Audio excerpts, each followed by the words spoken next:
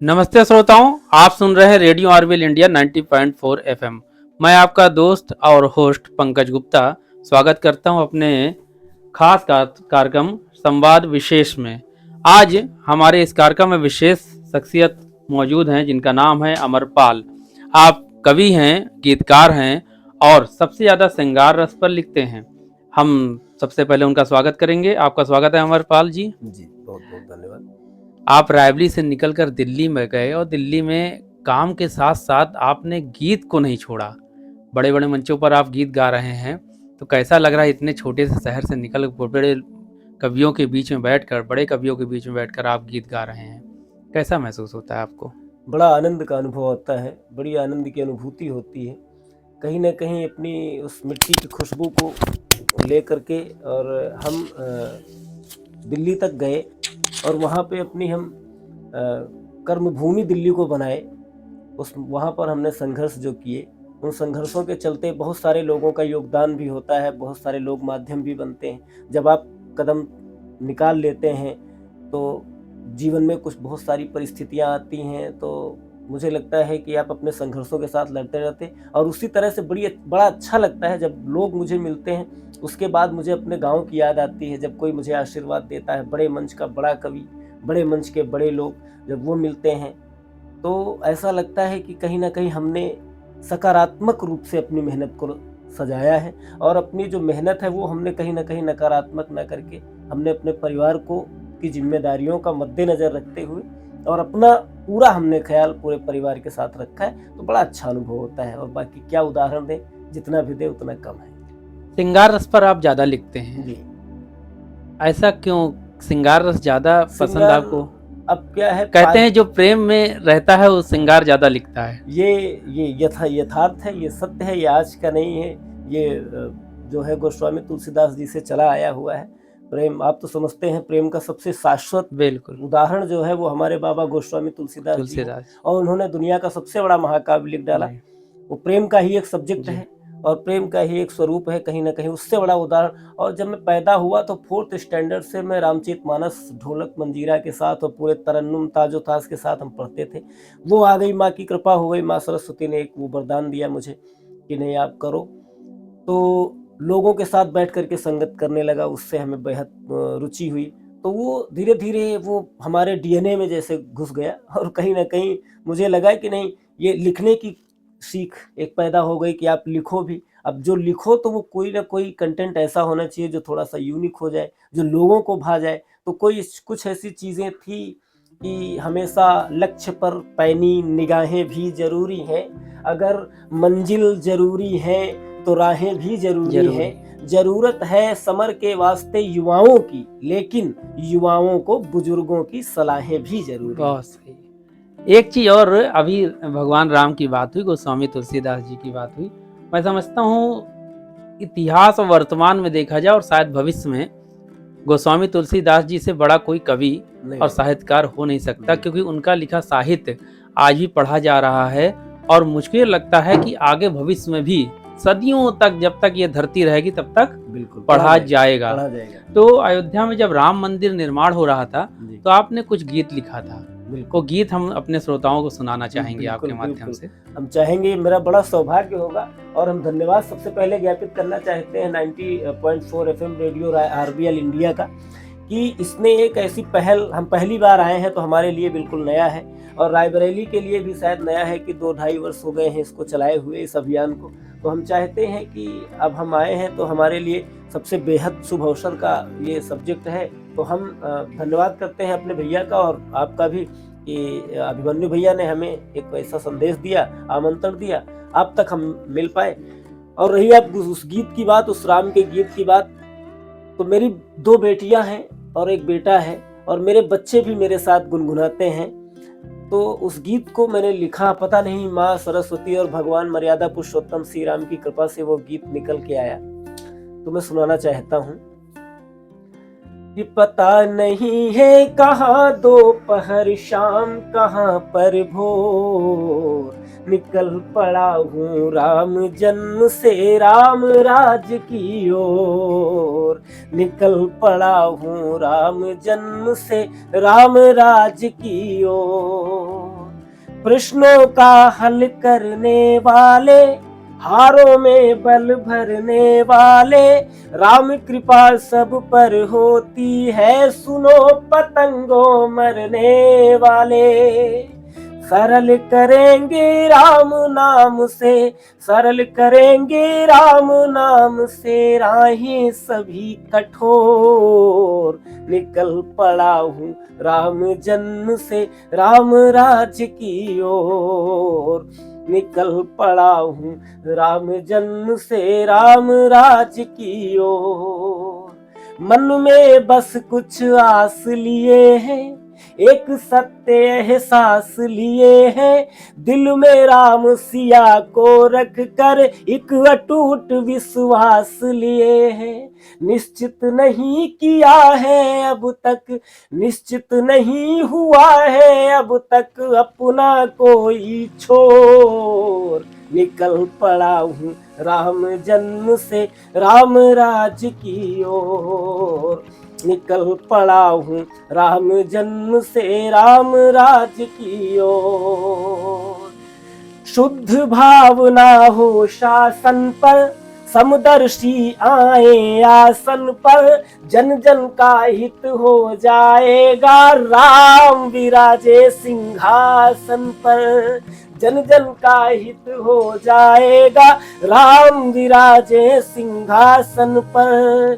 सच में पूर्ण कामनाओं की, सच में पूर्ण कामनाओं की बढ़ती जाए डोर। निकल पड़ा हूँ राम जन्म से, राम राज की ओर। निकल पड़ा हूँ राम जन्म से, राम राज की ओर। अंतिम बंद इस गीत का सुनिएगा। इस गीत की प्राण पंक्तियां, इससे बेहतर मैं कुछ लिख नहीं पाया। और एक यही संदेश है दुनिया को, समाज को, सबको, जो भी श्रोता हमारे सुन रहे हैं, सारे श्रोताओं को प्रणाम है। और वो सुने, 4 पंक्तियां अपने दिमाग में रखें। जो होता है होने देना, मन रोए तो रोने देना, सब कुछ खो जाए तो जाए, एक राम मत खोने देना। सब कुछ खो जाए तो जाए, एक राम मत खोने देना। राम नाम से कट जाती है, राम नाम से कट जाती है बाधाएं पुरजोर। निकल पड़ा हूँ राम जन्म से, राम राज की ओर।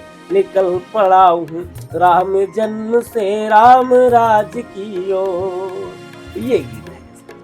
बहुत सही। भगवान राम के चरणों में जी, शब्दों के माध्यम से आपने जो श्रद्धा सुमन और जो है उनकी भक्ति का जो गीत आपने जो है सुनाया हमारे श्रोताओं को, जी, बहुत अच्छा गीत बहुत आपने बहुत सुनाया। धन्यवाद। और एक चीज़ और पूछना चाहेंगे जी, कि आपके घर में क्या कोई और भी जो है गीत लिखता था या गीत सुनाता था, या साहित्य के क्षेत्र में सीधे आप आए हैं? बिल्कुल नहीं। मैं इस बात को थोड़ा-सा मैं ये कहना चाहता हूँ, अगर आप इजाज़त दें तो मैं कुछ ये भी कहना चाहता हूँ। मैं अपने परिवार से जुड़ा हुआ अपने परिवार का सबसे बड़ा सदस्य हूँ। मेरी छोटी 2 बहनें हैं और उससे बड़ा, सबसे बड़ा मैं हूँ। ज़िम्मेदारियों से हमेशा बँधा रहा हूँ मैं। तो कहीं न कहीं झुकना पड़ा। मेरी शादी हुई 2011 में, तो जहाँ से मेरी शादी हुई मैं वहाँ से भी सबसे बड़ा दामाद निकला। तो वहाँ से भी कहते हैं बड़े दामाद को हमेशा झुकना पड़ता है, ज़िम्मेदार होना पड़ता है। तो भगवान ने उन ज़िम्मेदारियों से परे मुझे कभी किया नहीं, ज़िम्मेदारियों में हमेशा बाँध के रखा। तो कहीं न कहीं मुझे लगता है कि जो व्यक्ति ज़िम्मेदारी से परे है, उसे आभास नहीं होगा कि उस भार क्या होता है। तो मुझे उस भार का अनुभव हुआ।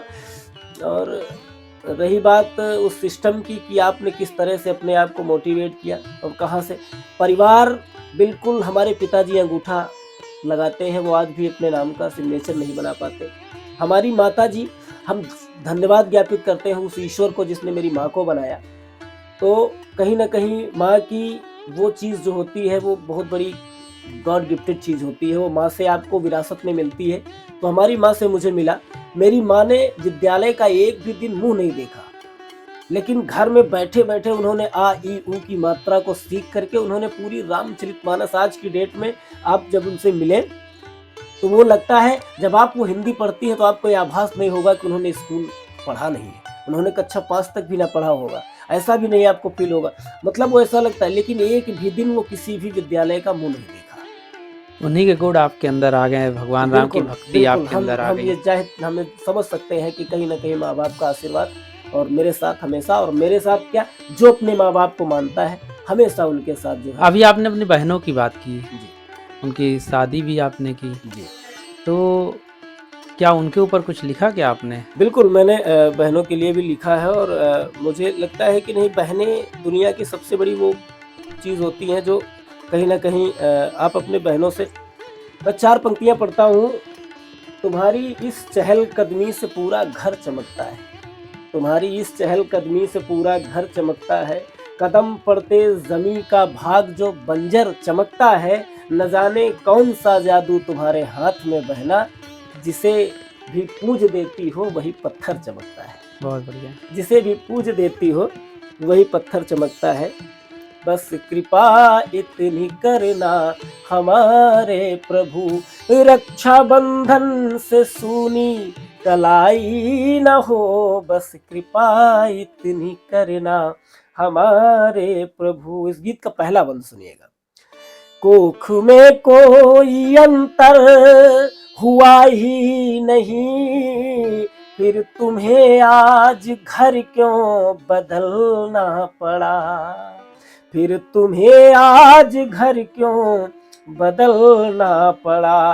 साथ में हम रहे पर मुझे घर मिला, और घर से तुम्हें क्यों निकलना पड़ा।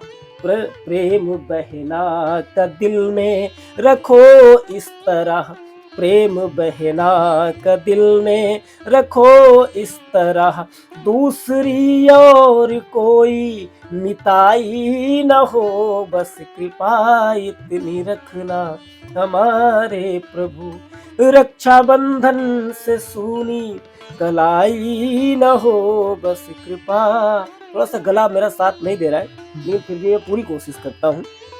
अगला बंद सुनिएगा।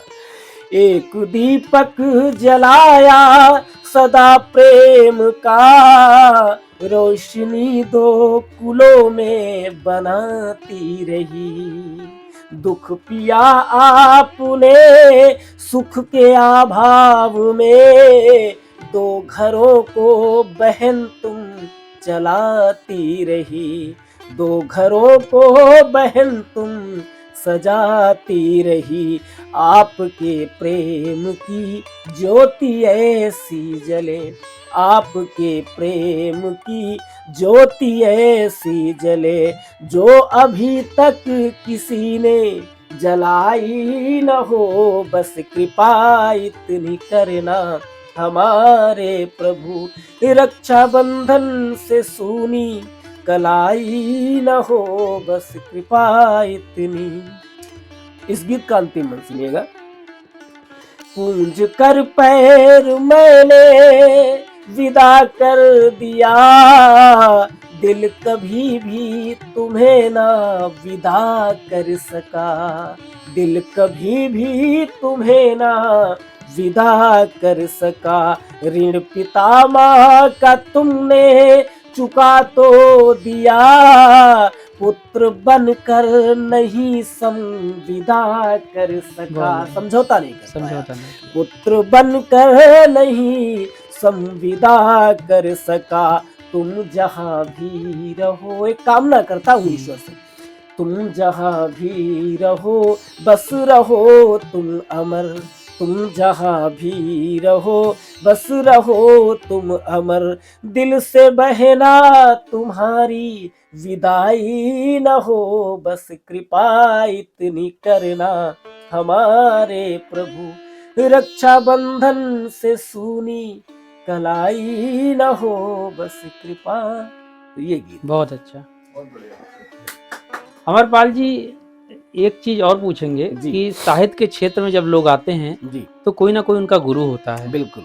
तो आपके भी कोई गुरु रहे हैं या सता ही? संसार सकल संतों के हित सब मिलकर जय जय गान करे, सुर असुर सभी जिनके आगे नतमस्तक कर गुणगान करे, भगवान स्वयं ले भाव वयम पद कमलों का रसपान करे, और गुरु ज्ञान बिना भवतरण नहीं संचालन पथ गुरु ज्ञान करे।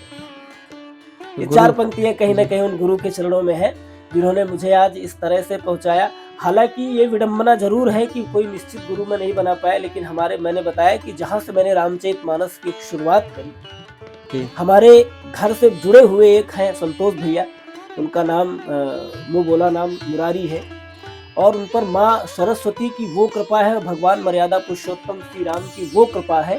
आज उनकी उम्र हो रही होगी करीब 44 साल, लेकिन अमरपाल जी, नया वर्ष शुरू होने जा रहा है, तो कुछ पंक्तियां उस नए वर्ष के लिए आप अगर कहना चाहें तो हमारे श्रोता जरूर सुनना चाहेंगे। मैं सिर्फ इतना कहना चाहता हूँ, मैं 2 मुक्तक पढ़ना चाहता हूँ, और मेरे बड़े पसंदीदा मुक्तक हैं, कहीं ना कहीं मुझे बड़ा क्रिएशन देते हैं।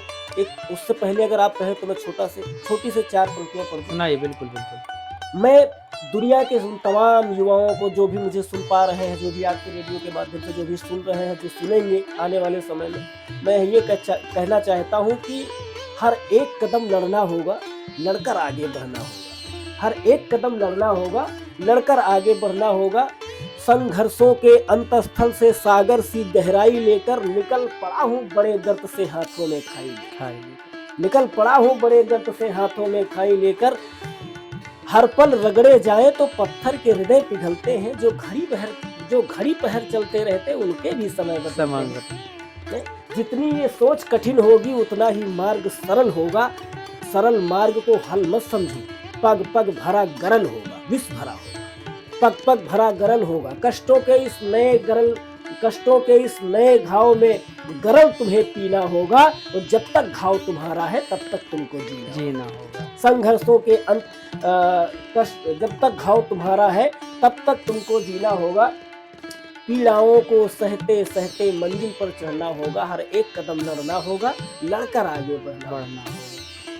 तो श्रोताओं, नए वर्ष की शुरुआत होने जा रही है, और मैं Pankaj Gupta radio RBL India 90.4 FM की तरफ से आप सभी को शुभकामनाएं देता हूं। और अमरपाल जी ने अभी रामचरितमानस की बात की, तो इन पंक्तियों के साथ आपको छोड़े जा रहा हूं। एक अगले संवाद तक आप इन पंक्तियों को अपने जीवन में उतारिए। कौन सो काज कठिन जग माही, जो नहीं होई तात तुम पाही। वाह वाह।